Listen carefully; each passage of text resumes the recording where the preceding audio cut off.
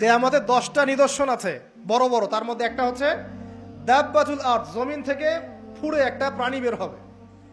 আর এখন মানুষ এগুলো বিশ্বাস করবে না আমি জানি, 2 দিন পর নাসা যখন বলবে তখন বিশ্বাস করবে। কথা কি বুঝতে পারছেন? তবে প্রাণী এই পৃথিবীর নিচে আছে।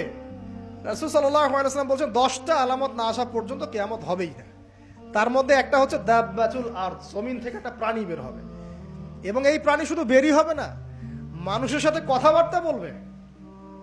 নেন এবার, মানুষের সাথে কথা বলবে প্রাণী। বিশ্বাস করছেন? এখন বিশ্বাস করছেন না জানি, কিন্তু প্রাণী মানুষের সাথে কথা বলবে। আল্লাহ পাক বলাতে পারেন না?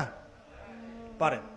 আচ্ছা সামনে যান। ওই প্রাণী যখন দাঁড়িয়ে আছে রাস্তায়, এখন এই বালক বলছে আজকে আমি প্রমাণ করে নিব যে আল্লাহর আনুগত্যশীল ওই পাদ্রী সঠিক নাকি ওই জাদুকর সঠিক।